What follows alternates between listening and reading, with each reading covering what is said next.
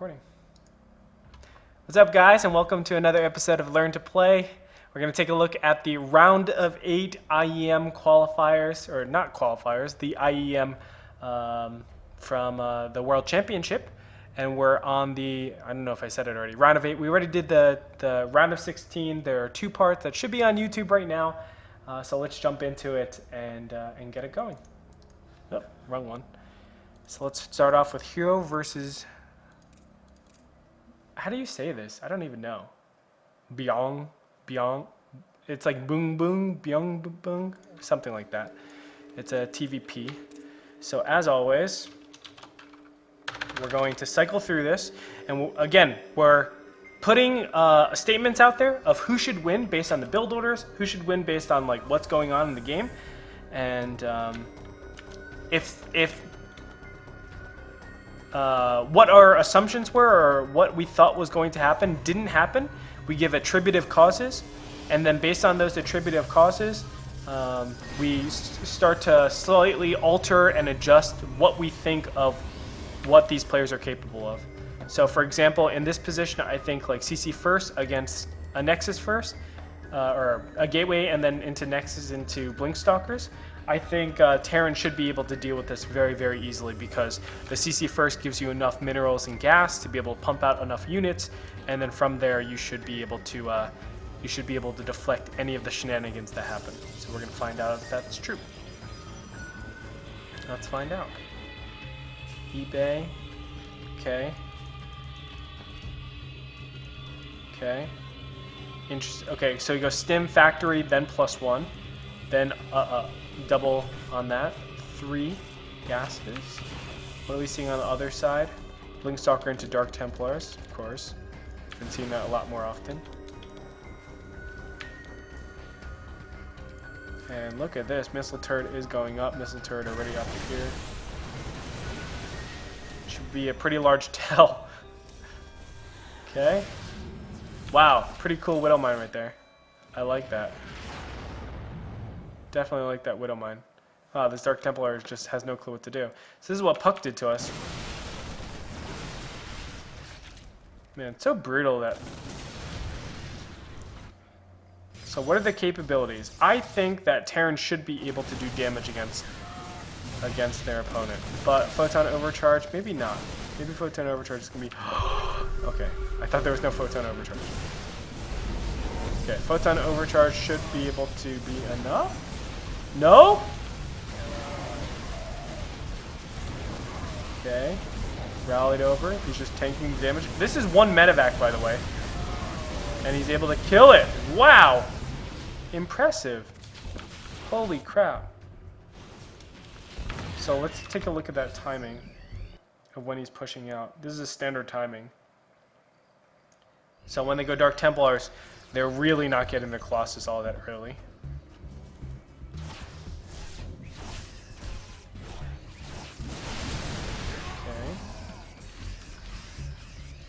I think he should be taking his expansion over here. And actually over here. Yeah, over here. We want to be over here because it's a lot easier to defend since our units are going to be positioned over here. We could just macro over here. And we are the aggressors. We are not the defenders really because our opponent lost their 3rd. Oh wait, we didn't really take our 3rd all too early. So maybe not. Maybe not. Are we still behind this turn? Wow. This is such a Marauder heavy army. Wow.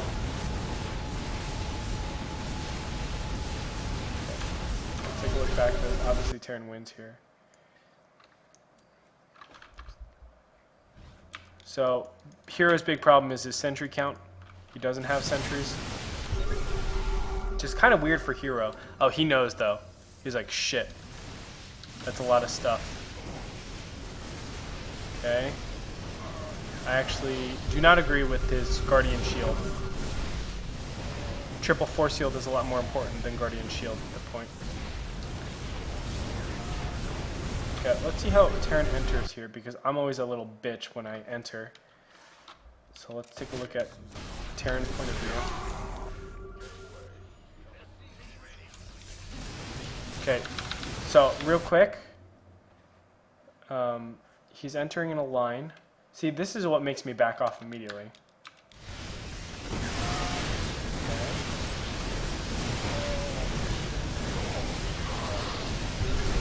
Wow, man. So impressive.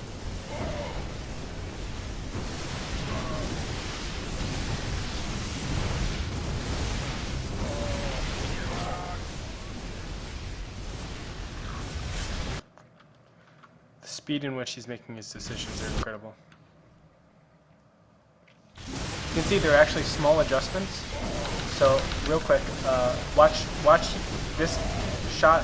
This part is taking shots, and he just backs up a little bit and then re-engages.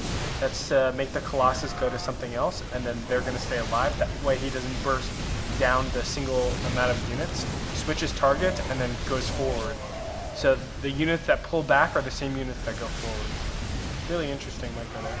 Obviously sentries are a big problem, but part of that is the third being delayed. And you know, we did see that that hero went for the Dark Templar drop, didn't do that much. So Terran is able to pounce on that. I love the double Vikings, very intelligent. Very intelligent.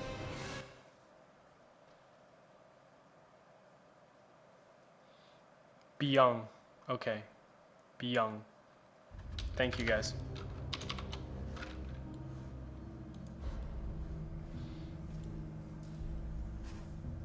By the way, did you see that? SE went down and then over. Check for proxies. SCV or probes that would go in the back here.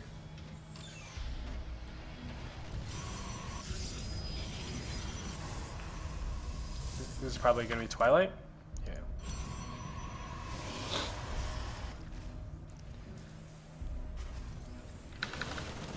They like to do this, and then a Concussive Shell is going to start up. It's the first one. Just one base all in. I love the Reaper. Okay. Do we keep just getting this 4 barracks production? I like this, but yeah, that's the big problem. Getting another bunker up is so difficult.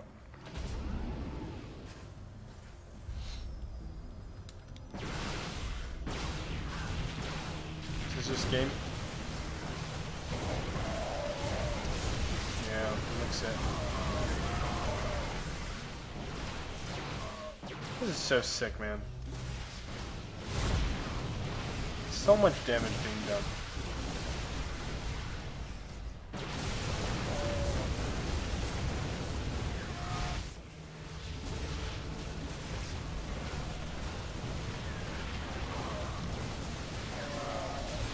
Is it enough?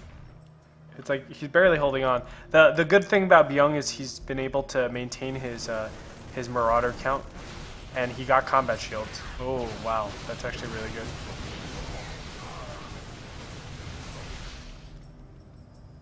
But he still hasn't expanded. He still has a mothership core? Wow. Nice. That's GG. Wow, man.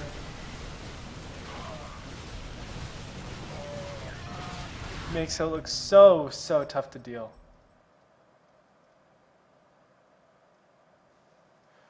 Wow. Unbelievable.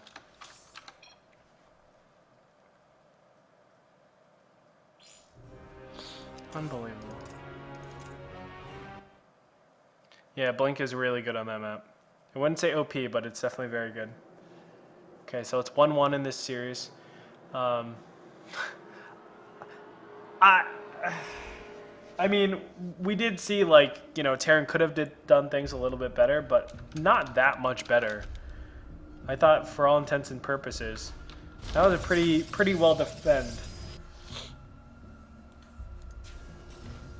Okay. Yeah.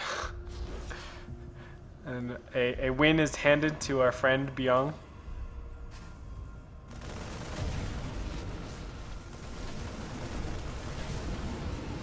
GG. He's in range of the gateway, which is the biggest problem.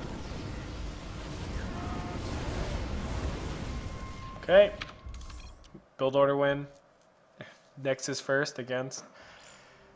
Nothing to learn there. How and where did you get these replays? They're on just search Team Liquid for IEM Katowice. Katowice. They're all there. Okay, command center first for Beyond. I gotta start mixing command center first into my builds. I've just been going Reaper.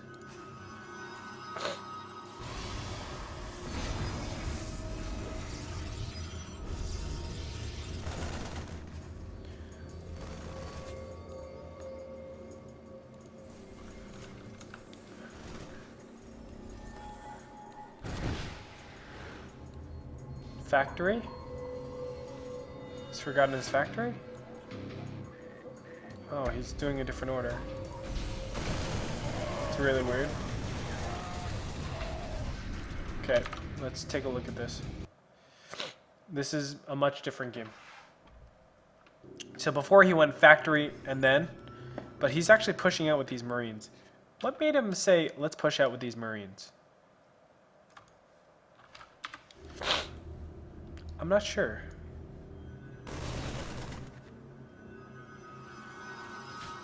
Turrets are up. Okay, let's just take a look at the turret timing.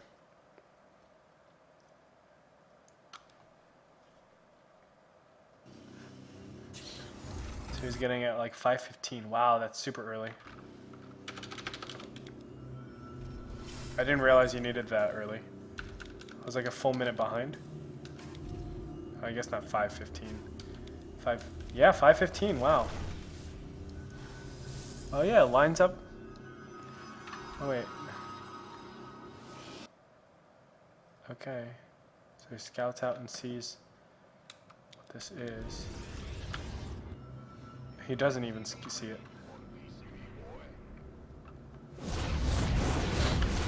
He doesn't even see it. He just defends against it because he knows he has to.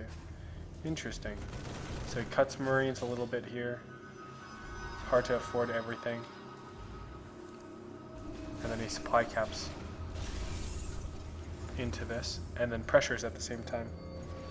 Okay, the pressure actually now makes sense to me. Because if the Oracle uses up energy here, you're not gonna have much at home. You want to proc the mothership core energy, I guess? Factory's a little bit later though in this particular build. And it is interesting that because the Oracle is out, he goes to the +1 faster and not the factory, because it's easier to get the +1 and use it that way than always getting supply capped. And wow, he just does a YOLO attack. What the fuck? How is this happening? Okay, this never happens in my game, so this is obviously something that...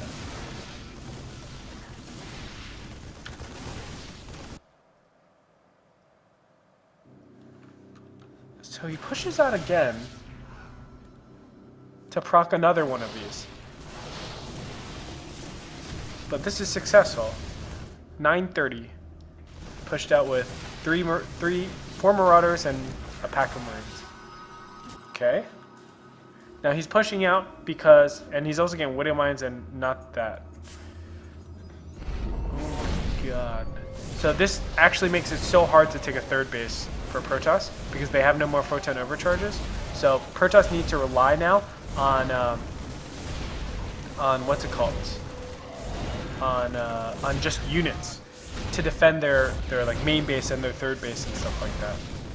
And killing the sentries obviously stops any time base. Okay, this is why Hero's getting punished.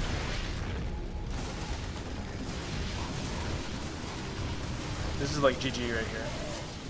He's going Colossus Tech, double upgrades, and Blink.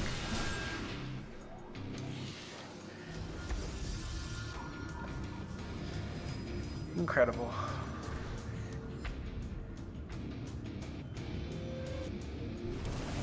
Oh, it's so annoying.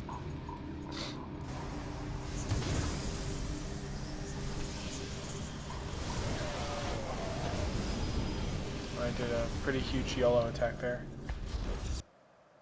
Is that worth it? Like, to reduce the Colossus count? You do a YOLO attack like that?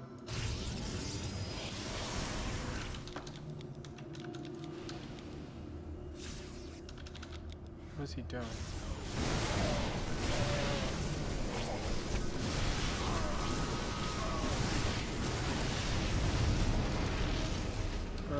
Okay. It's not the best, it's not the worst. It just is.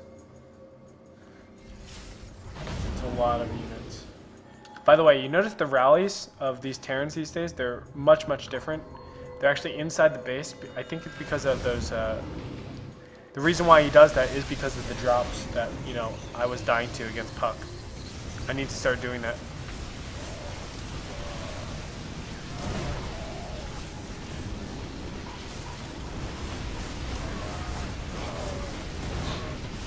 Man, he is not being cost efficient, that's for sure. And see, like dealing with this shit, easy peasy. Wow. Wow, that's laziness right there.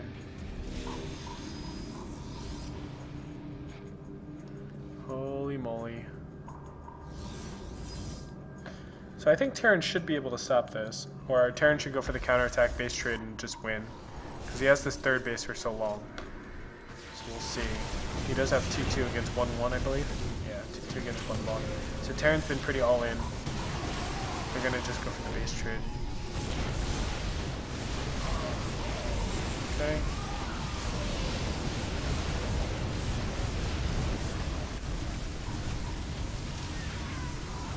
Yep, 10 wins. 0 chance. Oh, with the Colossus. Okay, we might just get out.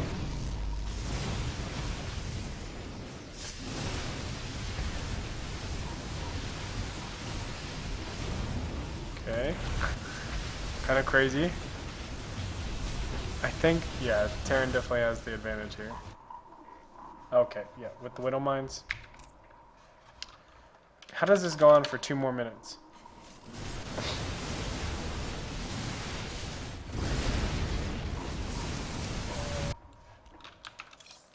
Okay. Yeah, money XL, that makes a lot more sense now.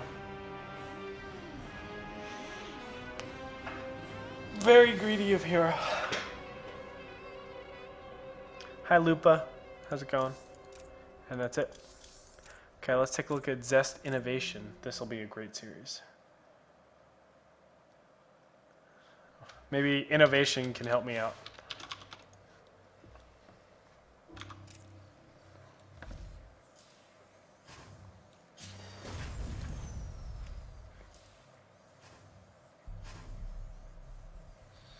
Okay, standard Reaper expand. Standard expand. He does block it.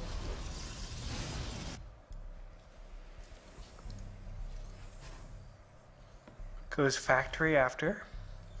Pretty standard stuff. And then starport immediately after. Again, pretty standard stuff.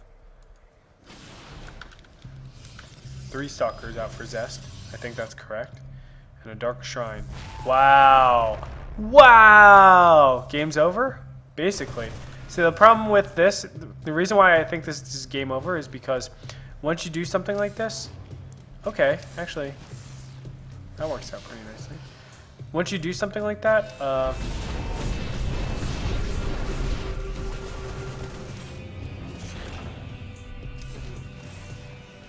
it's opportunity cost, so you're actually losing. Oh wow, I thought that was going to be really bad right there. Freaking, that warp in is so annoying.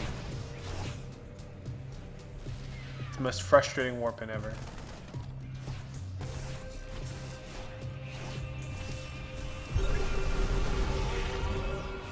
Wow, so many scans. So many scans. So just off of this, because there's been so many scans, I think Terran is so far behind. Let alone, okay. I mean, this is just going to lose for innovation. He's going to be behind in economy because the third base, you just keep him alive. If this is any different, then I'll obviously go back and look at this on a more normal speed. But I can't see any way for our Protoss hero right now to lose. I would be completely flummoxed if he lost.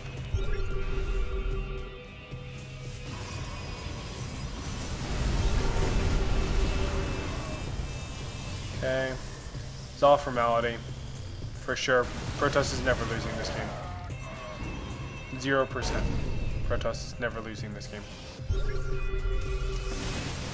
And not a Great Orb 0%, because that's a lot different. Great Orb 0%, the opponent still has a chance, that's for sure.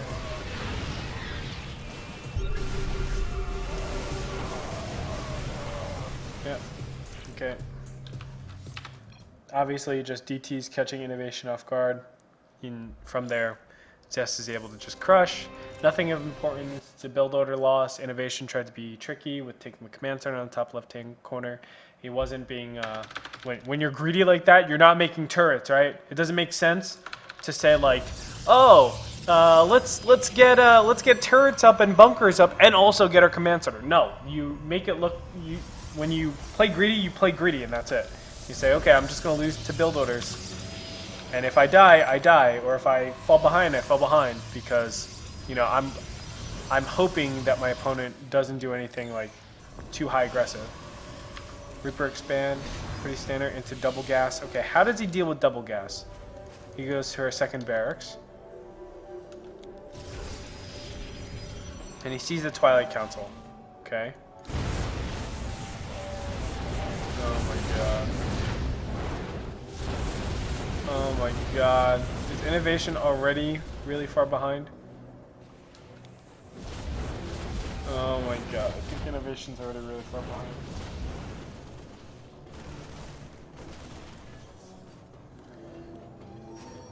Okay. He's just going off with 2 barracks. Ordinarily, I would think you need 3 barracks. Oh, third barracks over here.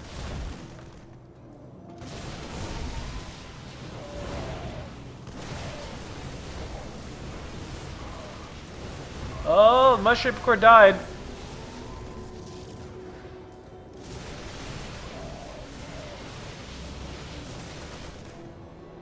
Okay, that does thin out a lot. Mothership Core will come back, so it's okay. But I think for sure these trades are good for Zest.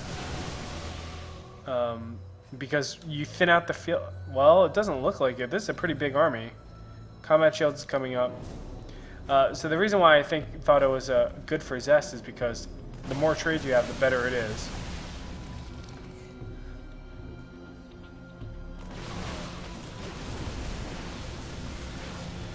Okay.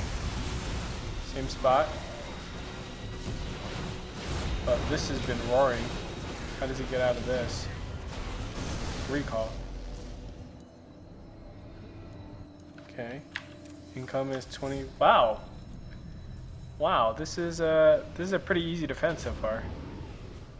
Innovation makes this look so easy. So we're gonna relook at this game for sure. For sure.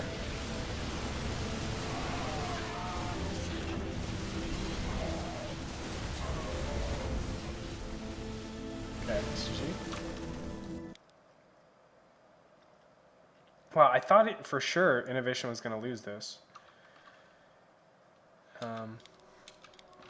Something to note, by the way, is going to be the amount of gases he takes at what times. Okay, so barracks, third barracks immediately. I did not catch that at all, by the way.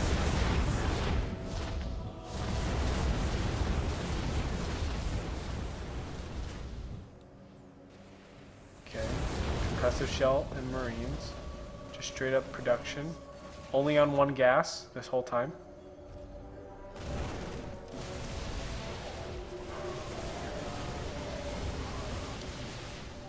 Okay. Maybe that trade doesn't work out for Protoss. Just not. Still on 1 gas. Just getting constant production. Nothing too fancy. Bunkers down. I wonder why he didn't get a bunker over here. I guess it's because his units want to position over there. I love that, by the way. The mothership comes in to draw units back, and then the stalkers can actually get into a position. And this is beautiful. Maybe we should start closing this off. Okay, so a couple of adjustments that I'm going to make here. And we're going to start closing, make a wall here, and then make a wall across here. I think that makes perfect sense. Perfect sense. Maybe even hug all of this. So this is completely unblinkable. You can't blink up from here to here. I think that's what we want to do. So let's put our barracks. We want to put our barracks around here. And then our depots over here. And then our depots over here. I think that makes sense, right? Cool.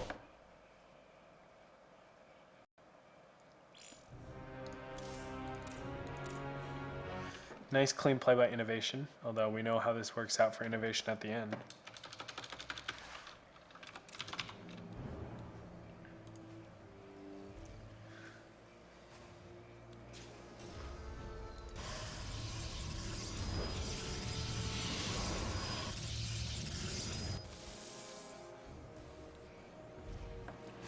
Okay, CC first. Second is going to make the barracks. Robo.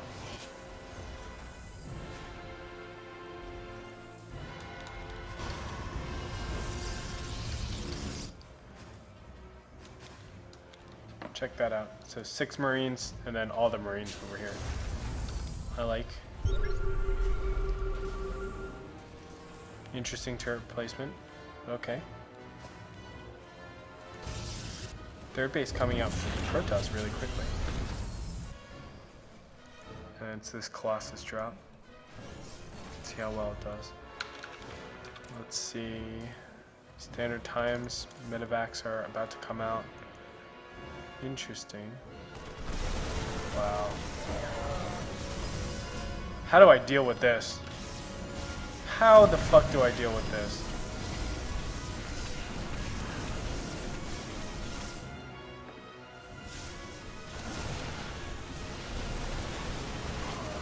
God, I really don't know how to deal with this. Because I want to push out a 930 so badly. But this attack, this particular attack is telling me don't.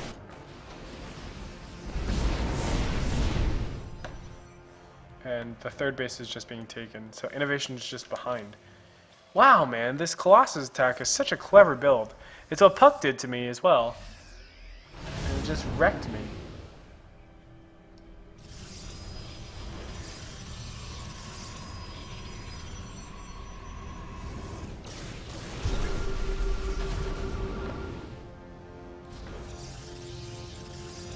Does he drop right on top? No. Oh my god. Alright, this should be GG Innovation. After you lose that much, and the Colossus count is so big, I will be very surprised if Innovation is able to tie this up. He just keeps doing these doom drops. That will not work. Okay, push and win. Push and win.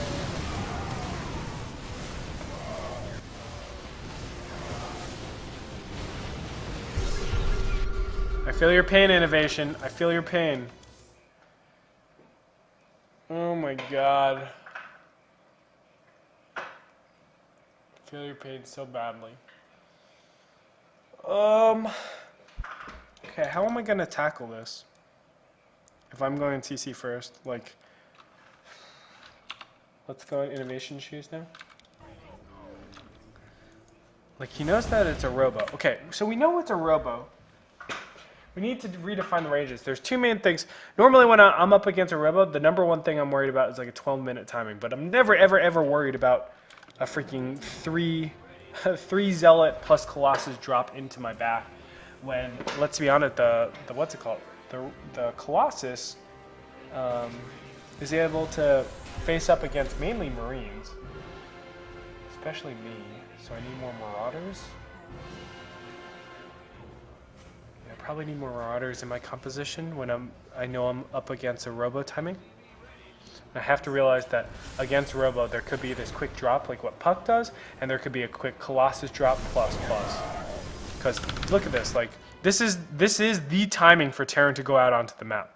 See? So you're literally hitting Terran when like they have the least, and we know if you're able to make it over here with the Colossus, the traverse time is like 30 seconds. It takes 50 seconds with constant chrono boost to churn out another Colossus. So there will be, look, there's another Colossus to deal with this. This is madness, man, madness. And with this, Zest is able to take another expansion super early. Like, what a sick build. What a sick build. Ugh, it hurts me so bad. What do I do against this? How do I put pressure on when I'm being attacked by a Colossus and I don't have any Vikings?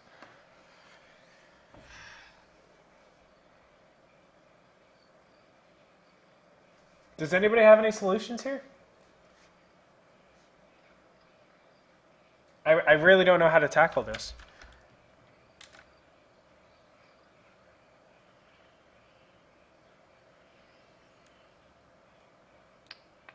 I don't know.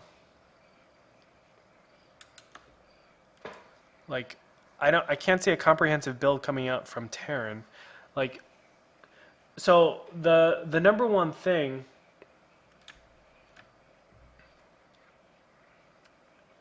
One Viking? Sensor tower mid-map. That definitely could be the key. But it could definitely go around the sensor tower. And we want to also apply it to multiple maps. What else do you guys have?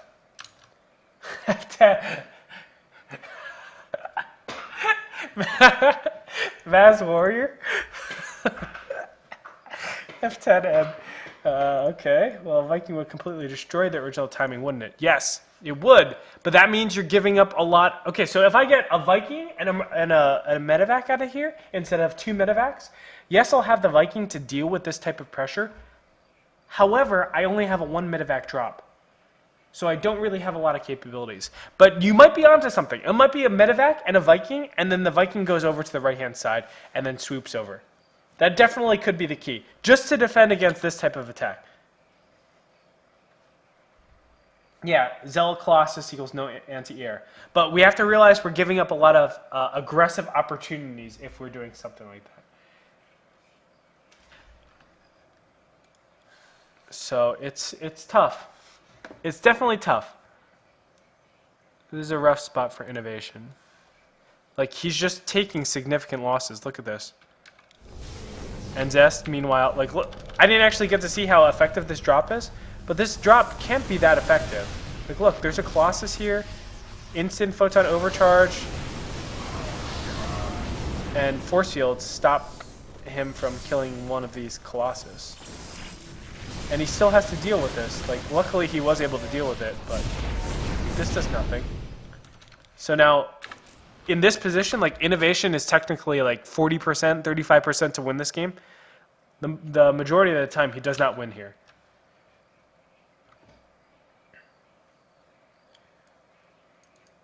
Anytime Major sees a Warp Prism, he waits for Viking at the expense of delaying the attack.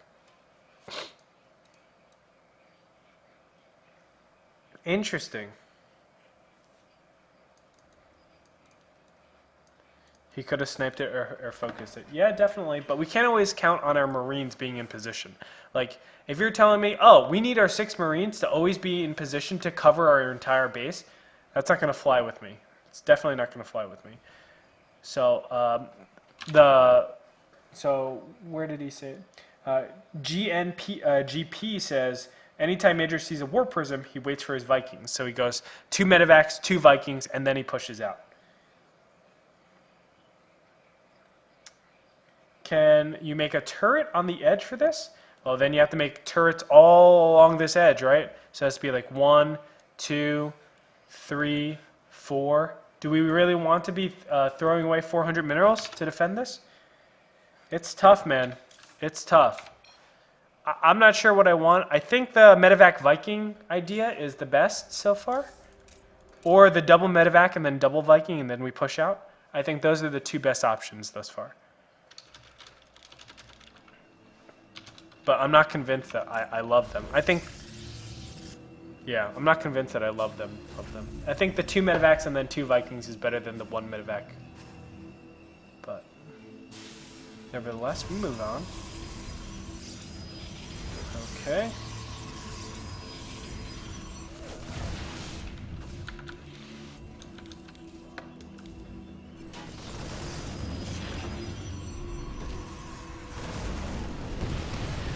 Wow, GG. Game should be over from here. Okay, Zest knows too. It's 2-2.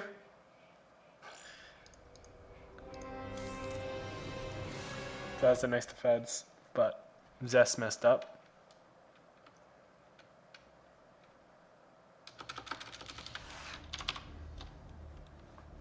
Just to reinforce, that was a 4-minute engineering bay timing. Like 4 minutes and 10 seconds around there. If you guys are wondering at home.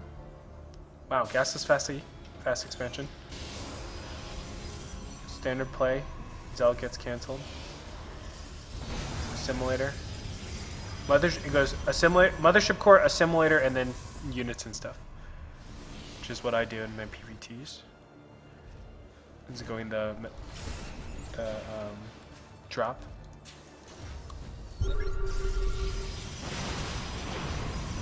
Okay. And this is very similar to what Mr. Puck was doing. Puck's just a killer, man. Very similar build. Oh my god. Just get the blink super early, get 2-2, get Colossus, get everything off of 2 base.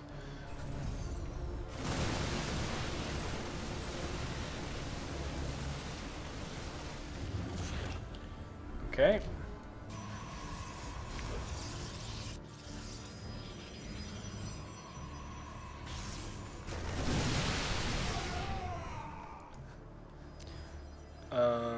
Right now, I feel like they're pretty even. I don't think anybody has the advantage so much, even though there's a supply advantage right now for a Terran. That's pretty natural, given that 1-1 has been, you know, he's getting 2-2 and 1-1 and 2-2 really fast. In general, this is considered a quote-unquote refuted style because Terran has a lot of 2-2 timings, where 2-2 hits and then it equalizes, and then they go and just utilize their mass economy because they get their expansion up ordinarily a lot faster than their opponents. But the reason why I think it's you know, innovation will not win or not have the advantage here is because he went 5 racks before, and now he's pulling the boys. And this is the anti-timing. 1-1 against 2-2. 2-2 just finished. Okay. Okay, so there are multiple reasons why this is not going to work. 2-2 just finished. There was never like an economic advantage to say innovation had like a lot more units than his opponent. If he went 3 barracks and then command center and then third down like 2 more barracks or 4 more barracks or something like that, I think this could work. But as it stands,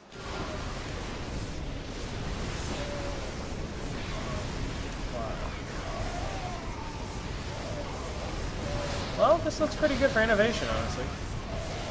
Doesn't really look that bad. Very impressive. Does he go back? That's the question. Wow, that's sick. Out of all that chaos, he's able to kill a freaking...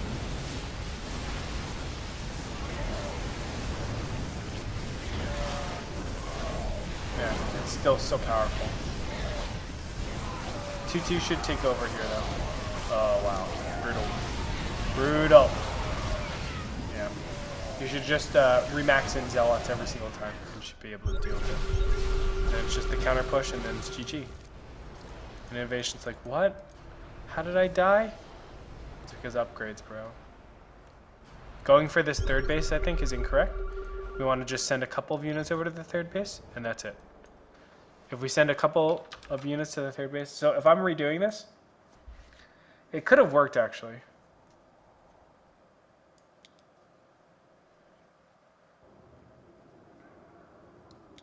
go to the pull boys. Okay. Oh, there's not even mining off of this.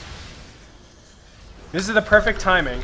And that's why a lot of times my build will incorporate High Templars at this exact juncture. So the thought process is, we have 17 Vikings, because did he go double starport? Yeah, you go double starport, so you have the timing. So maybe this is supposed to be the timing that we hit. It's just we're off a little bit in units, and obviously we have a ramp to go up, which is a big problem.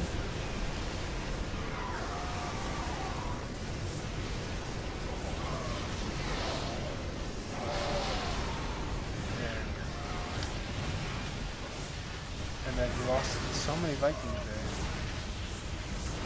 Let me see that again. Yeah, I'm taking it back because, like, when you go double starport Viking and you have 17 Vikings, ordinarily you're going to crush this. There's a lot of Colossus, 6 Colossus. But, wow. Do we need more Vikings in this spot? So let's see when we started double starport production. And let me open up my chat so I can see you guys. Okay, he started it really early. Really, really early. And we're just going to watch these. These should never be... you should never stop working with these. Wow.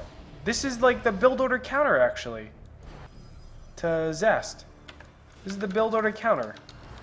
I can't believe this is happening.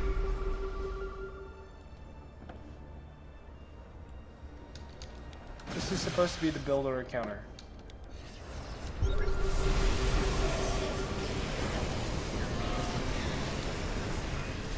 I don't know how he could have done this better.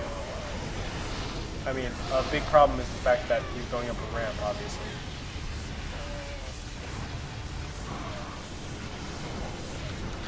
So he's backing up because he needs more Vikings to go in again. Okay.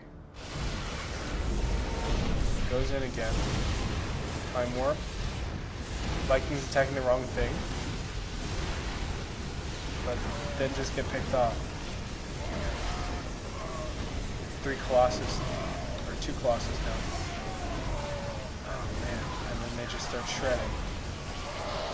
Now it's like butter. Man, this is so crazy. Okay, let's take a look at just the Viking control.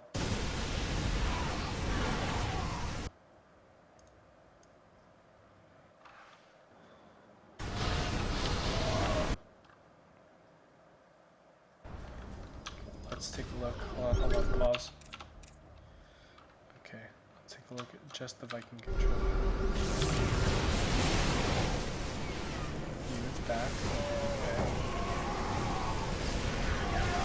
Wow, his Viking count just evaporated. Oh, that's the problem. He's not attacking. Let me see how many he's actually attacking with.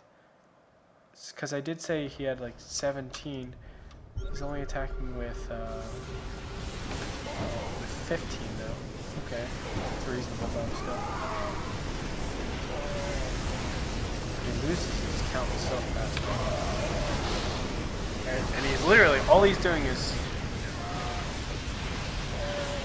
microing his Vikings. That's it. That's all that he's doing. Is this too marine heavy? Could be that the composition might be too marine heavy. Definitely could be the case. Like, not enough burst damage to kill stalkers. To punish stalkers for being out of position. Definitely could be the case. Also, I'm going to consider actually attacking here a little bit earlier on and let him see it, and then I go this way, and then I move over to the left-hand side. And then what that's going to do is have the Colossus go this way. So Colossus will be filing in from this, and then I could stay over here and then shoot them down. I think that would have been slightly better. It needs more forethought, and it needs like premeditation, obviously. out. Things just get shredded. Yeah, power guardian shield. Tanks so much damage for those zealots. It's unbelievable.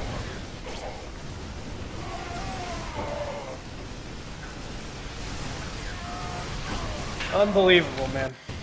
That's really tough. It's true. Nat has it correct. He says if Protoss is already 2-2 and Terran hasn't started 2-2, you might as well just keep going with it. There's no point in going home. Absolutely true. All right, Fantasy, teach me. Teach me, please. We just had a day of TVP, and now we're having replay analysis of TVP. 1 second. Oh, that's fine.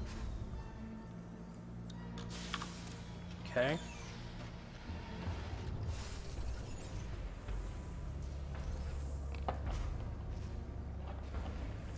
Goes through the factory. And then starport. Sorry guys, my allergies are really bad.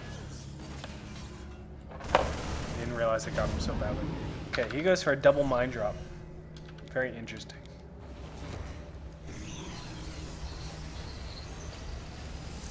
And it's a little bit later too.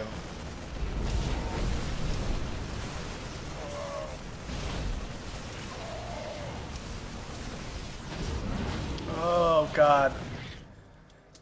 And he gets absolutely obliterated. So from here, I think Fantasy just loses the game. He should never be able to catch up because this. As soon as you lose a large portion in the the pre-9 minute, it normally means you don't have enough to actually put pressure on your opponent afterwards. And when that happens, you as oh my god, you as Protoss can take an expansion.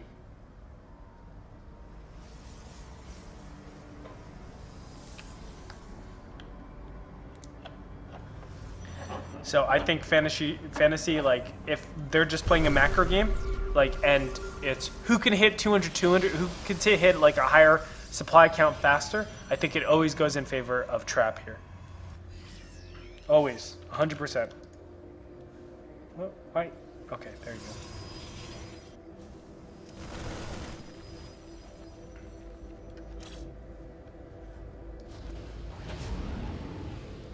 So Fantasy proved me wrong. He did this. He proved me wrong last time with massive doom drops like this. Let's see if he can do it now. Okay, that got cleaned up pretty easily. Oh! 9 probes killed.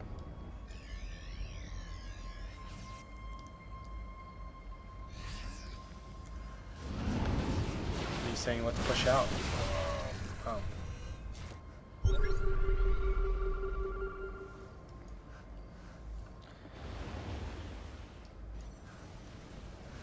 So Templar Archives are going to pop up here. I love the preemptiveness. Oh wow.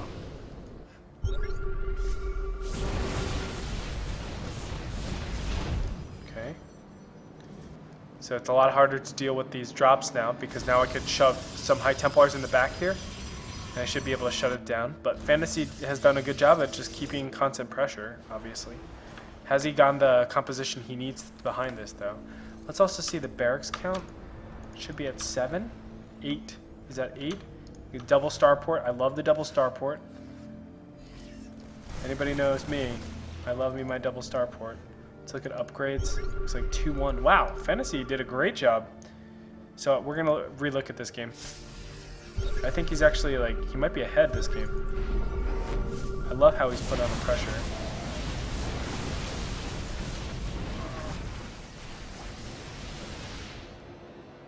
Oh, the trap. Sneaky boy. So we're definitely going to look at that mid-game timing. No matter what happens, we're going to see how Fantasy was able to, in my opinion, come back into the game, even though he was so far behind. Wow.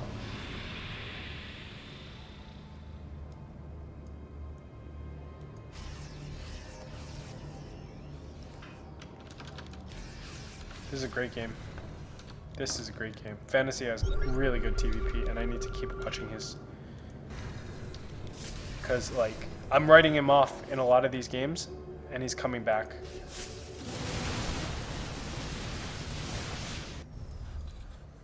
Okay.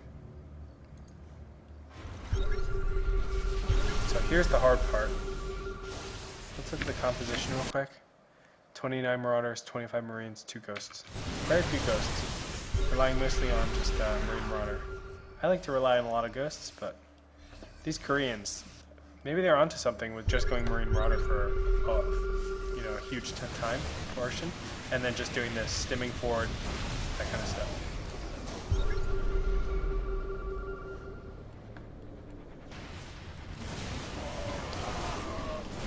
Oh god! Trap, you monster, you. You are a monster.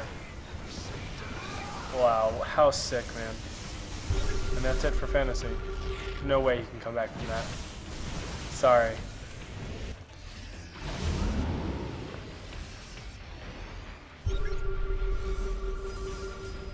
There's no way. You lost your 4th. Going for a Doom drop. Like the last ditch effort. Wow, what a sick game. Very, very sick game played by both these players. This is one of the best games so far. Easily. Okay, let's take a look. And let's go into Fantasy's point of view and see how he's dealing with it.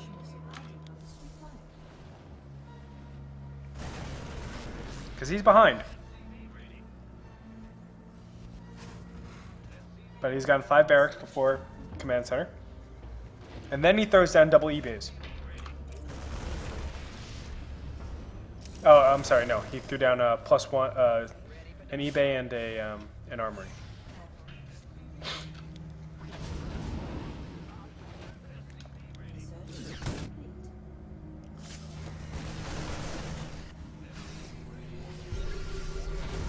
He's going for this Doom drop.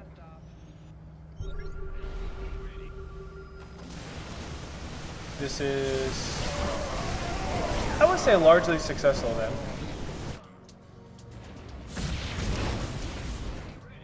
Wow, interesting.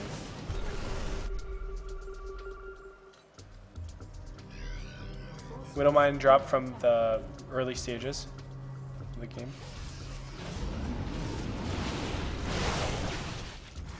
Threatening Doom drop. Okay. So he's the type of guy where I feel like Puck would be really good against this Puck style. Like, will punish really hard. Okay.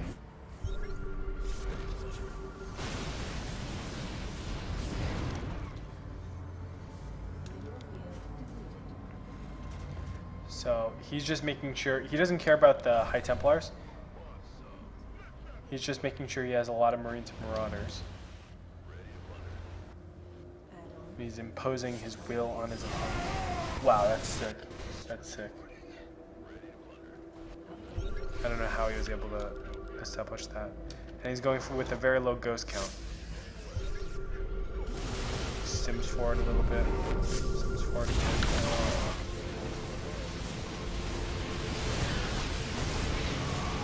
Yeah, what do you do here, Fantasy? And honestly, if I'm Fantasy, I'm not feeling ahead. And especially after the Zealot attack, I don't feel ahead at all. He was able to contest though, and he does have like pretty good upgrades. It's not like he has the worst upgrades. He's getting caught.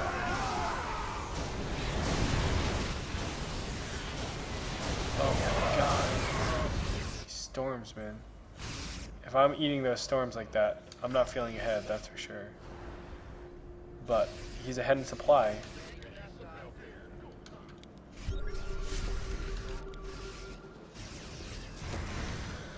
Okay. So he's just staying on Marine Marauder for a lot longer, and he's able to do constant harass. And then with this constant harass, man, he looks like a hacker, honestly. With how he's moving his army. It's so sick.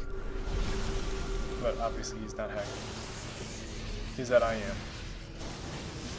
And he's just relying on small packs of Marines and Marauders to go forward.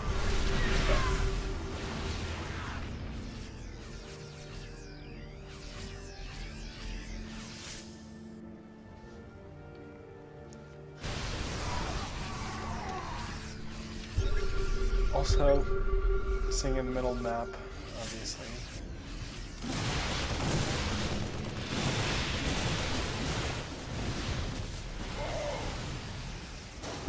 But he's losing these main engagements because he doesn't have the right composition. So, like, as aggressive as this is, and as much as he's able to keep up, he still hasn't been able to get the money composition that he really needs to defend and beat his opponent.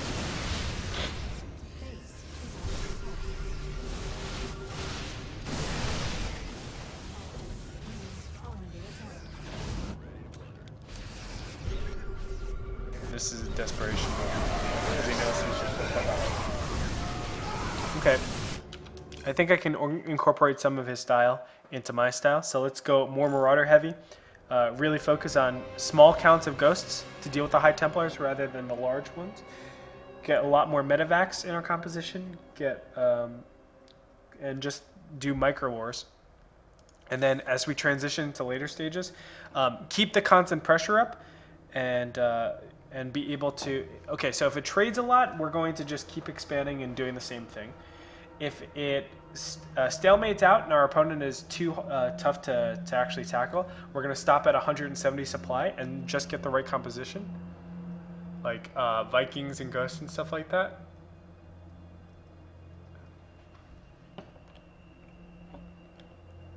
And I think we just go from there. Sick game, though. Really sick game.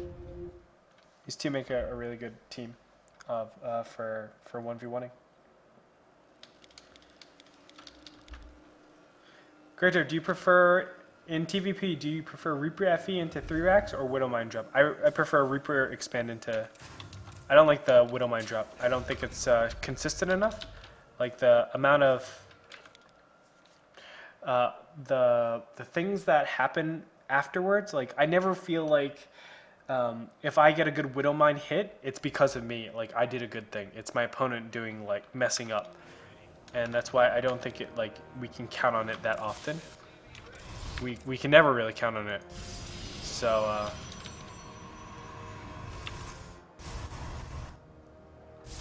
that was weird. So I rather not do that because I can't rely on the outcomes. I don't like having like such a ranged outcome of things to happen. Like we saw Fantasy just get behind in the early stages. Loses medevac, loses marines, and everything. It's just not a good position to be in.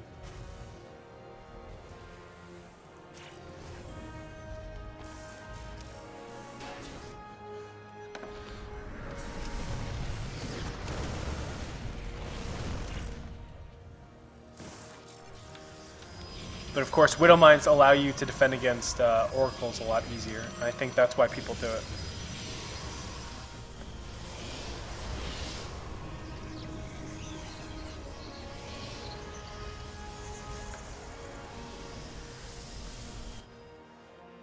Push out of 10 minutes. Medevacs will catch up. Okay. This is so much army, and it's also not an army composition that he expects. So this should be a little bit scary to actually push into. He takes a third base. He's gone 3 barracks before. Yeah, he's just being overwhelmed. Wow. It's GG. There's nothing more to that. Normally that's GG. So brutal. Alright, we should have like this key upgrade, normally +2 armor, and then a push. We'll see what Trap does. He's getting a lot of Phoenixes, man. Oh. Wow. Sick. Sick. Okay, let's take a look at this game so far. It's just been... So right now, Trap needs AoE, and he's got double Colossus behind this. So he's basically...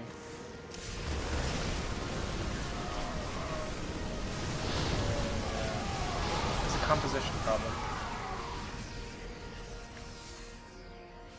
This is something I see over and over and over again. And I just feel like, you know, these Korean Terrans are relying on aggression so much, and then when it comes to like the actual engagements, they just straight up lose because they don't have composition. Oh my god, why is my eye still bothering me so freaking much? 1 second, please. This game's pretty much over though. I can't see why Fantasy comes back after losing his main army so many times. Like, having 0 Vikings and dealing with Colossus, it's like near impossible.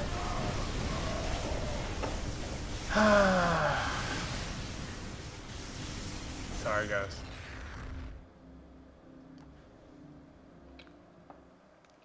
It is getting into my eye, I swear.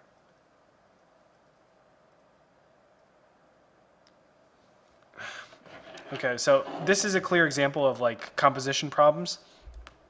And Protoss just catching their opponent off guard with having Colossus and, you know, obviously Phoenix control, just like this Marine Marauder. This Marine Marauder style came onto the scene, I don't know if you guys knew, but like when Wings of Liberty first came out, this was considered the American style. The American style, which is to get mass Marine and Marauders. And it's so funny because we've come back to it. And the way you defend against it is just have, you have sentries. Man. Trap is a pretty good player. Just watch. Oh no, his expedition lost. So still Trap is 2-0. Fantasy really hasn't taught me anything other than composition problems. Although he did show me that first game, like, you can kind of get up to 4 base with just mass Marine Marauder, but then, like, as soon as you hit your 4 base, you better have the right composition or else you're going to die. That's what he taught me.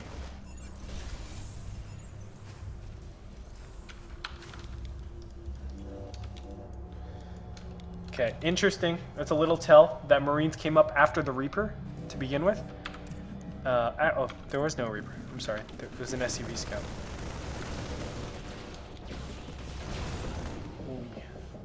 Okay. This is the double. And he's going straight up to barracks. Super, super fast. There is no delay.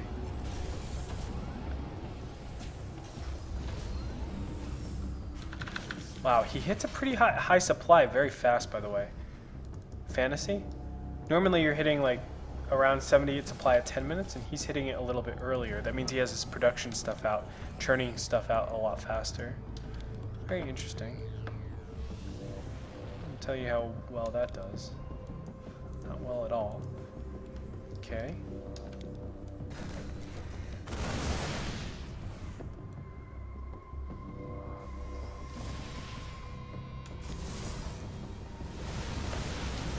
I like this, opening up another avenue for later stages of the game.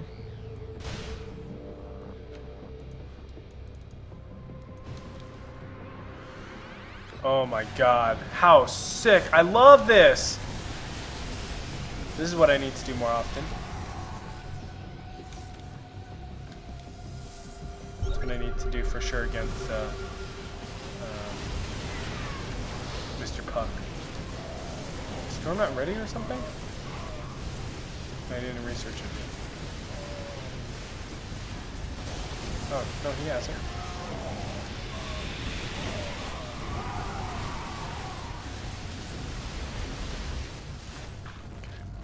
This is a weird game. So, Trap goes for Colossus Tech. Into High Templars incredibly quickly here. Like, this is 2 minutes quicker than normal, but has no storms. Is that correct? So you just hit the most razor thin of razor thin timings. That's what I'm seeing right here. There's one storm here.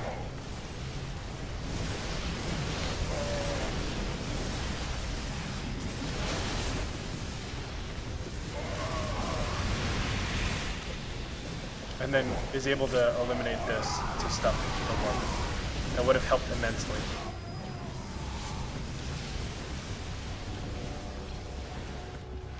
I actually don't think Trap is dead here.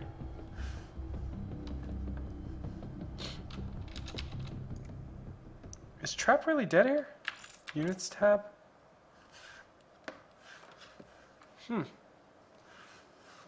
Well, I guess he's definitely far behind.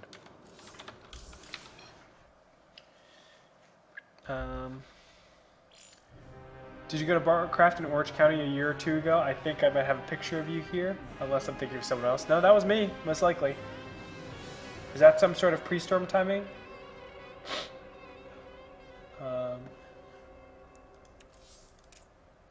Like, he's just trying to hit his storm out super fast. It's just mixing it up. So you don't, because if you don't mix it up, you're going to get hard counter, just double starport really fast. That's what happens a lot to people that play the same style over and over again. So he's mixing it up, and he gets punished at like a time where he really shouldn't get punished. It was kind of unfortunate. It's just in between when he's getting enough for the energy. Okay, this is the build that we normally see Puck do against me. 515 eBay. Okay, you got a 545 eBay.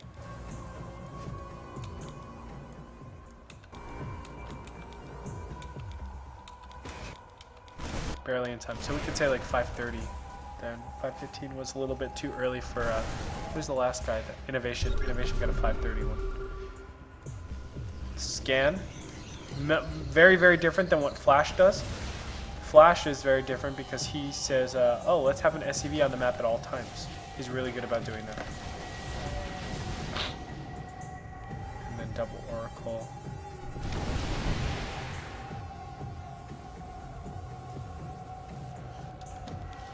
Pushes out. This is a tough map, or a tougher map for Protoss, I think, because this natural is so big.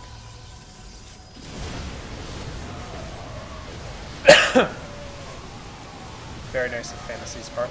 Realizing that the Mothership Core used its energy really early. Pushing forward, getting a trade. Trade's good for Fantasy? That's the question, though. I think they're okay. Income? Trades are normally good when you're ahead in income, or you have like some sort of win coming in, or you have mobility on your opponent. And he really doesn't have anything yet. And Blink is about to finish here? No, Charge is about to finish. So I think it's very mediocre. Trap is going to go up to, normally it's like 7 gateways. Yeah, 1, 2, 3, 4, 5, 6, 7. Goes up to 7 gateways. That usually keeps him okay. And then he should be able to defend against all these shenanigans. Fantasy, what he's supposed to do is go for this command center for sure. Drop this and just do mass medevac. Mass Widowmine. And it should be feedback, merge. As best as possible. We want to be merging these and not staying on like High Templar tech too long.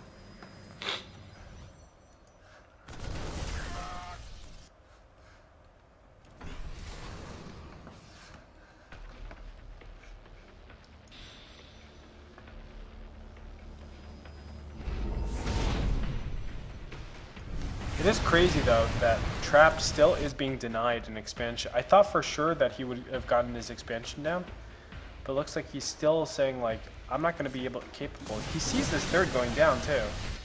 So it's really like, does Trap just go, I need to attack here? Does Trap literally only have one move and then he just goes and hopefully he wins? But I think with Widowmines out, he never wins. I mean, it could be. Oh, wow. He used the Phoenixes against him. Did you see that? Or he used the Widowmines to, or used the Phoenixes to tank Widowmine shots. Oh my god. How did he know? Oh my god. No freaking way! He actually used the Widow Mines against him.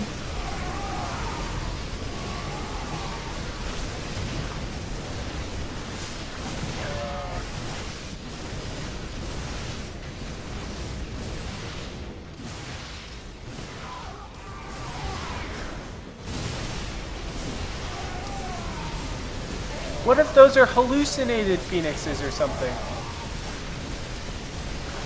Okay, well maybe it's still not going to be enough.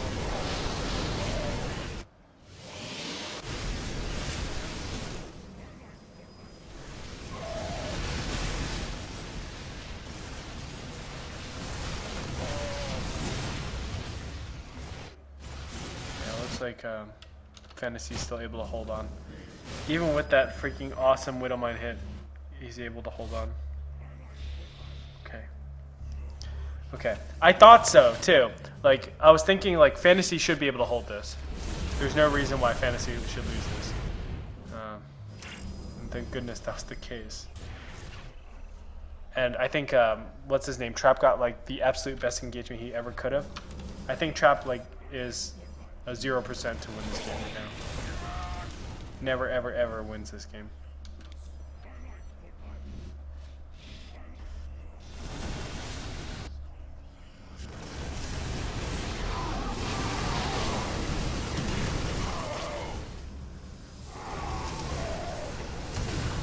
Okay, yep. 2-2, wow. Wow.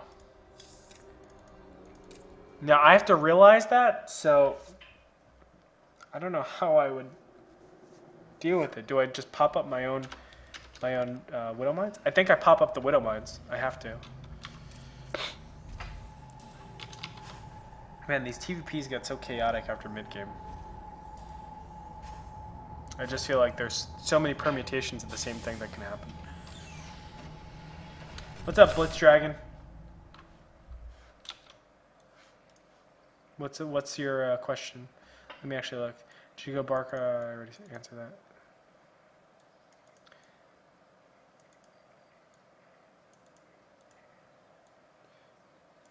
When you start, does USB answer? Is the first couple of links?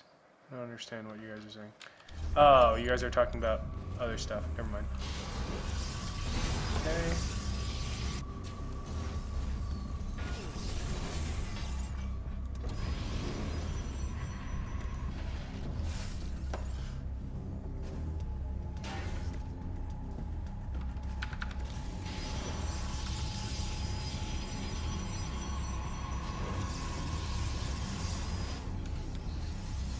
Okay, so we can see turrets are going to go down. They really, Innovation made the same turret over here. Very interesting. So apparently it's able to spot this front and at the same time get this. So that must be the reason why. Widow Mine drop. There we go. 5 racks. And then hope for the best. Dark Templar drop. Man. Even with the preparation, it's not easy defending against that Dark Templar drop. Wait, did I already watch this? No, I didn't. I'm thinking of the Innovation game that was similar, but it wasn't that crushing.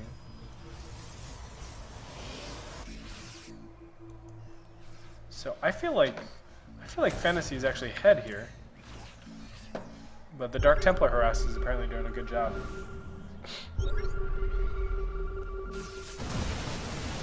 Cancel it again. So right now Fantasy should just back. It's 14 minutes. Well, he doesn't have a good relative. No, he has a good relative timing advantage on the third. So he should just back, max up to 200, 200. I feel like he wins this 100% of the time. I don't know what happens. Oh, this constant harass, wow. Still.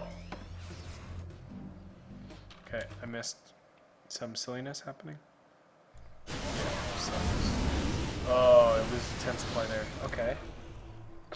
That's unfortunate. You could see that the supplies even out quite a bit. No. No. Don't. No. Oh my god, no! That's 20 supply right there. He killed the medevac and then contents worth of stuff. Like 18, 17 supply, something like that. Oh my god. Oh, Fantasy was in a 1 game and now he's supply capped. Oh goodness gracious. Oh no. And Fantasy didn't get the composition he needed. Oh my god. Completely deleted in this game. Deleted. Holy shit. Fantasy, no. It should have been you. You were the chosen one. Oh my god. What a series of events. What a series of events. Let's go back into this. Let's go like 12 minutes to where Fantasy is actually looking in a good spot. He should have won this. Constant Dark Templars. Like, if you know you've killed this, don't worry about it. Like, realize that you have your relative. It's all about relative times, right? If I have 3 base and my opponent has 2 base, and I have my third base for a lot longer, then I'm going to be in a good position. Right now, God, his like rallies are killing him. Let's even go back further because he's being harassed, and we have to realize like we need to defend against this too, right? So let's stop here. Defending against all these shenanigans. Remember, Dark Templars are really expensive too. So look at the Colossus timing. It's 10 minutes into the game. Do we have any Colossus out in the field? No. The first one's going to come out at like 12 minutes. It's pretty good for us. And now he kills it. Insta pushes through. So what are the main things that we should be focusing on? Turret, that's correct. And we should have all the units going over here. Unfortunately, supply capped. Okay, all the units. Oh, that's what kills us. That's what kills us. Unfortunate. We're going to be able to deal with this, though. Okay, we deal with it okay. Oh, man. Okay. Deny this again. Drop back. Just drop back. Let's just drop back and defend. Let's take a look. This needs to change out. We need a double starport in this spot. Need double starport in this spot. Because we know our opponent's been massing up, doing nothing else but massing up, and we're going to have a third base advantage on our opponent. So obviously not lose stuff there. And there's no reason to be doing this Doom Drop. There's zero reason to be doing this Doom Drop. We have the economic advantage. Why are we doing it? Just mass up and push. We'll hit 200 before our opponent. We just give him a chance to come back into the game. Oh god, poor Fantasy. And he's getting ready to defend against this. He sees the units. He does the SCV pull. It's like, oh, nope, trap was not there yet. He's waiting for more Colossus because he only has 3 at 16 minutes into the game. When you normally have 3 at like 12 minutes into the game. But he did a Dark Templar drop that was wrecking.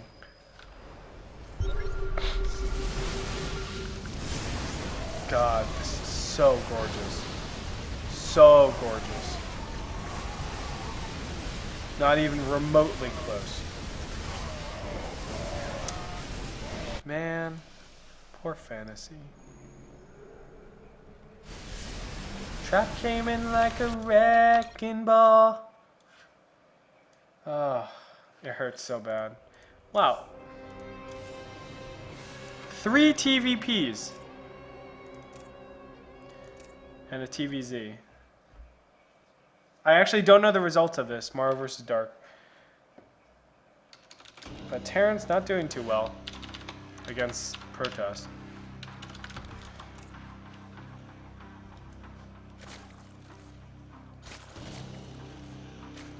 Okay. CC first. Pretty standard. No scout, which is weird. Normally you will scout in this spot. And He's going for Banshees. Okay, Crit Command Center. This Banshee delays stim timings, so instead of having the 11-minute push with stim all good to go, it's going to be like a wow. Whoa, whoa, whoa, whoa, whoa, whoa, whoa, whoa, whoa, whoa. He's doing Cloak Banshee with only 4 Hellions. Seems crazy to me. Okay, I think Maru loses this game. Yeah, I think Maru loses this game. Just based on the build order. Oh, well. Regardless of this happening. That's GG.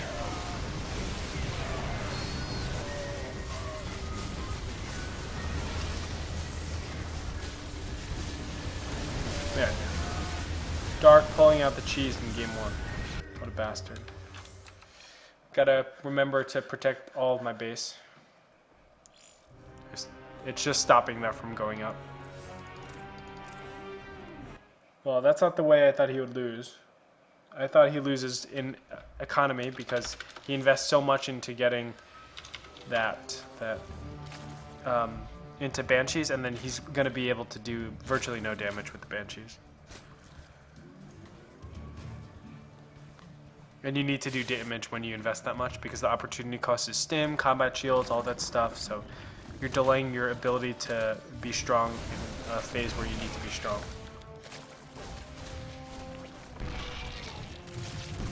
Okay, loses it. Regular Reaper, double Reaper, triple Reaper, excuse me. Expand. Right now, because the first Reaper died,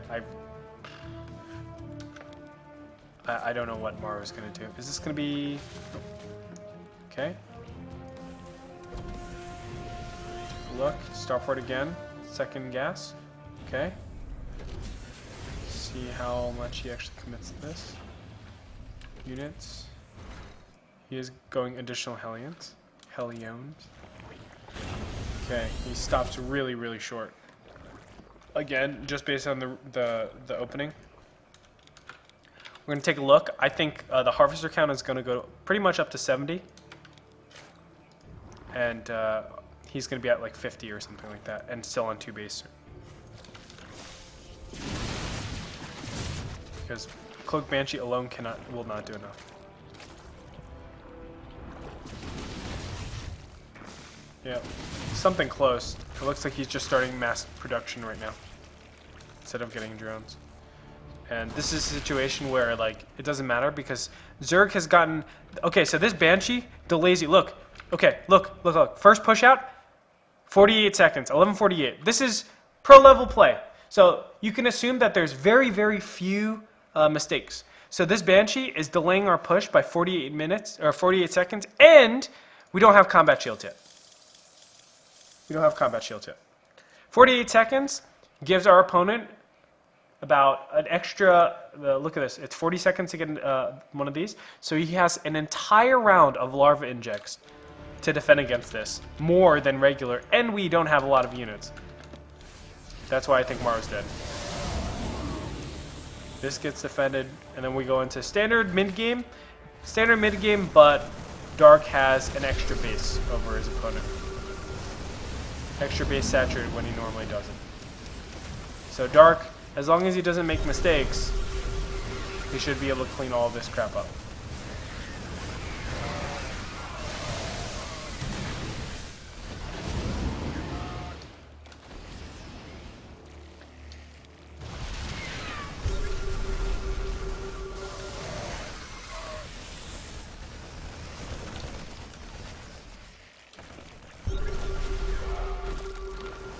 Okay. Maru is playing this very, very differently than Tasia. You can see how Maru is just skirting on the outside of the creep at all times and making sure that his engagements are at least ending off of creep. That's very important. Doing a much better job.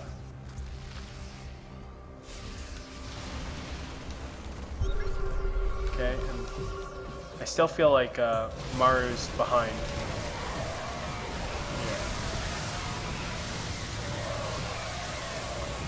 Oh, fantastic job by Maru, man. Fantastic job by Maru.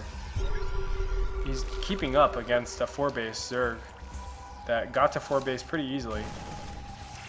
His micro has been exceptional.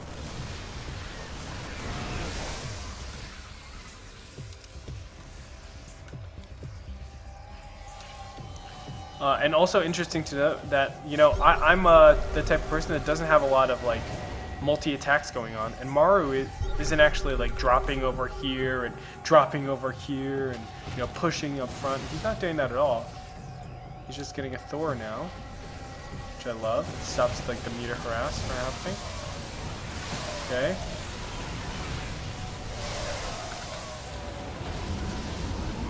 Wow. It's not a good reset for Maru.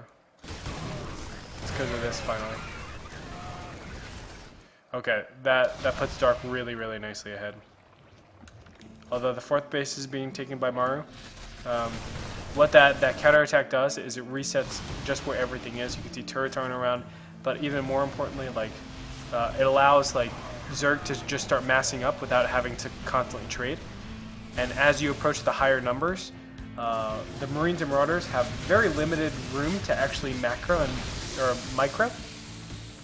And the Banelings, like, it's easy for them. They just move forward, whereas you have to manage a lot more stuff, and you can't really get that good of splits a lot of the times.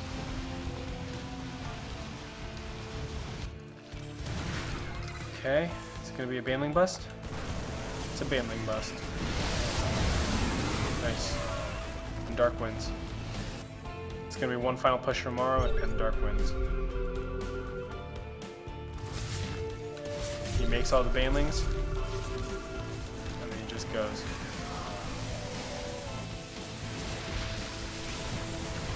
I love this. He makes a round of Banelings before actually going. Look, there's just so much here. There's just so much here.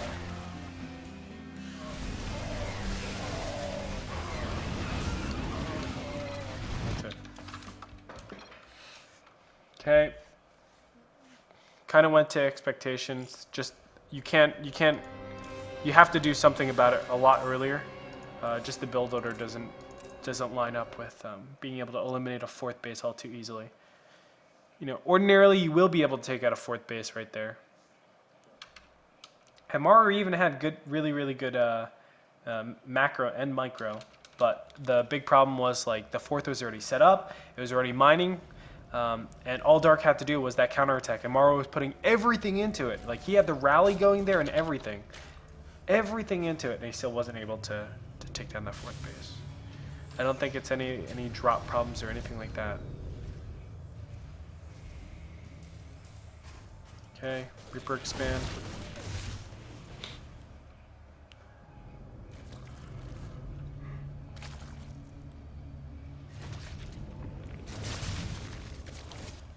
Look, command center. Okay, this is very super economic opening from Maru.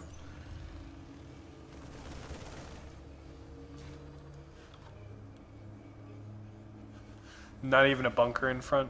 Doesn't care. Oh, and it's a Roach Warren. This can just be the 11-minute timing. 11-minute 1-1. Push on like a lot of roaches, like 150 supply roaches. And it's when Terran is just getting their production up. They have like 1 cycle of barracks units, or 2 cycles of barracks units. And it's like, wow, that's a shit ton of roaches. So let's find out. Ordinarily, okay, I see a big problem. 9:30, and our 4th and 5th barracks aren't up. So this roach attack is just going to win us the game. He's not making roaches, though. What's going on? He made a couple of roaches, and that's it. Oh man, if he just massed up in roaches from here on out, I think he would have won. There's still, like, he can still push at 12 minutes. That's fine too. Yeah, get wrecked. I still feel like these are too late. Any attacks will be super hard to stop. We're gonna find out. Nope, we're not gonna find out. We're gonna find out. We might be doing like a 2-2. I don't know. I don't know what's going on. to get Rectorino.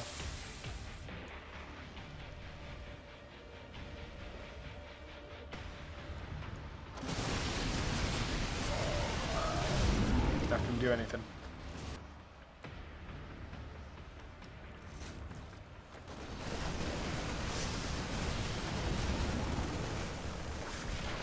Oh, poor Maru, man. Okay, he is looking okay, though. We're at 154 supply. He's starting to get siege tanks, so he's definitely not looking all that bad. Corruptors are out, which is scary, because Corruptors lead to Broodlords. So right now, if Dark ever chooses to actually go into Broodlords, that kind of counters the composition of what Maru is doing. So it definitely kind of puts like the emphasis on Maru to, hey, you got to push. You got to do something pretty quickly here. Because if I ever get Hive Tech and go up into Broodlords, you're going to be in a lot of pain. A lot of pain. We'll see if that happens. I think Maru's doing it right. He has a little bit too many Marines, but that's fine. Against Roach Hydra, I think you need barely any Marines. This, I think it's okay.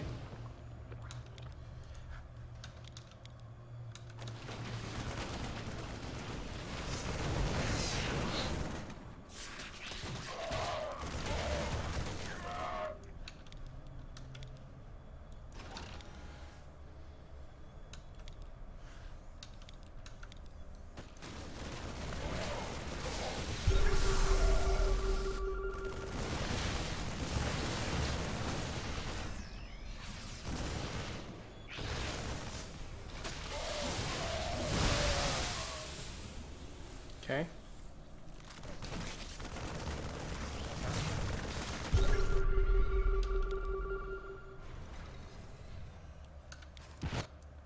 A lot of craziness. I like. Oh God. This is scary. I love the command centers in front, though. What the fuck just happened?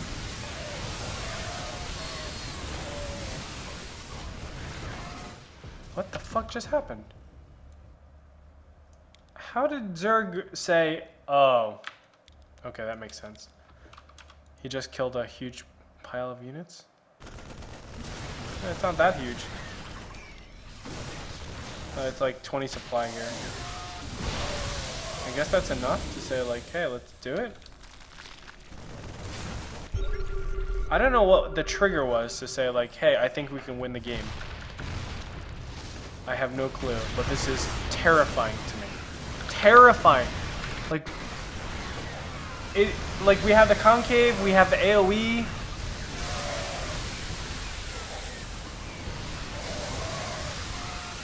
Medevacs. We have way too many medevacs. Maybe. Let's take a look at our medevac count. We're at 12 medevacs. It's okay. I like the command centers in front. I would have loved it if they were planetary fortresses. We are, man.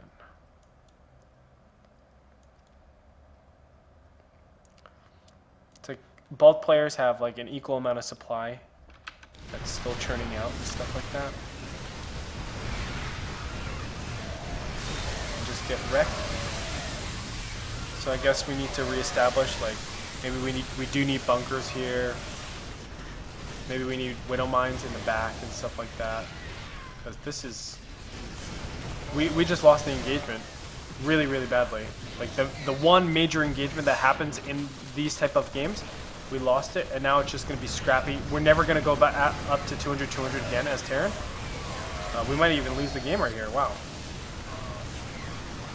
Yeah, normally we won't hit 200 ever again after these attacks. It's just constant fighting directly afterwards. So the fact that we're losing it is like a big problem because it's a lot of momentum swing for one player or the other. And we lost our command center. Damn it.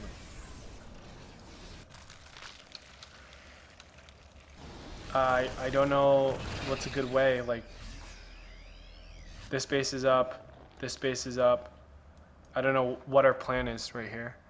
Our plan is to like creep up and kill this. I guess like slow push. Yeah, slow push. Now, oh my god. Ultra's on the way. I don't know how we deal with that. We need Thors. I do know how we deal with it, but in this current scenario, I can't see a foreseeable way to effectively deal with it, I should say. We're like struggling for minerals so badly. He does have two factory production though. Okay. Okay. Is this just a get Rectorino? Looks like it. Looks like a get Rectorino.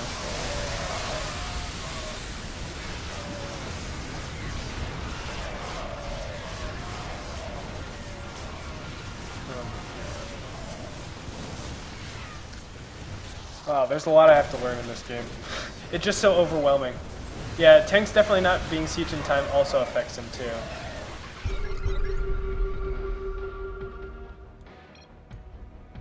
Man, what a disappointing loss from RO, I'm sure.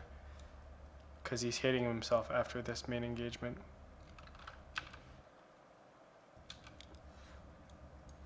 After this one. So right now, like, okay. I'm looking at this, and I'm saying to myself, how could I have defended this better? How can I make it so I can do these drops like this and not have to worry about my opponent just wrecking me? And I think walls actually make a lot of sense, like supply depot walls and stuff like that. Because if you think about it, if you put up a depot in front and they blow it down with banelings, that's 5 banelings you have less that you have to deal with. So obviously it helps. It's not like the sure thing, but it definitely helps. But in this situation, like, look, we still have a lot. Also, should we be building like this? Oh, here's the other thing. Okay, okay. What if instead we're building like this, like an umbrella, and just trying to hold the umbrella, we build downwards like this, and our defense is actually running away from our opponent in the same direction. Ah, I think that's a lot better. Because then our Marines and Marauders, they have a clear path to go back to. But here, when we have this huge ass concave, we're saying hopefully everything dies right here. Because if it gets to my siege tanks over here and over here, I'm in a bad position. What if we had siege tanks, how many siege tanks is this? 6? What if we had 2 here, 2 here, and then 2 back here, and then our Marine and Marauders are forming a T, right? Like this. So we have a T going downwards with our Marines and Marauders on each of these sides. And now Marines and Marauders go backwards. The Marines pull back. You split, you split. I think that's a lot easier to deal with. And that way the banelings are going down a direct line. And then siege tanks can always fire at them. But in this situation, it's like, well, shit. I'm being overrun on this side, but eventually I'm going to be overrun on this side. I need to kill the banelings on over here, but no. You don't have to deal with that anymore. Now it's coming down this lane. So our siege tanks can blow up things accordingly. I think the way we defended here is the wrong way to deal with it. What's going on? You were totally right. Half the tanks didn't get to fire. Definitely. That's the other big part. But still, even with 2 of the tanks not being able to fire, it's 2 of 4 or 2 of 6. Like, what is the optimal defense of this? And I think it is to go down like that. To have it go down like that. I think that's the best way. Well, all right, today we learned. Look at that, today we learned. That's the round of 8, ladies and gentlemen, for the IEM World Championship Series. We are tomorrow going to take a look at the semifinals and then the finals. The semifinals, Zest versus Byung and Trap versus Dark, and then we're going to take a look at the finals, the PvP Zest versus Trap. So I hope you guys are able to, let me go to this. Let me go to this so I can see your beautiful faces.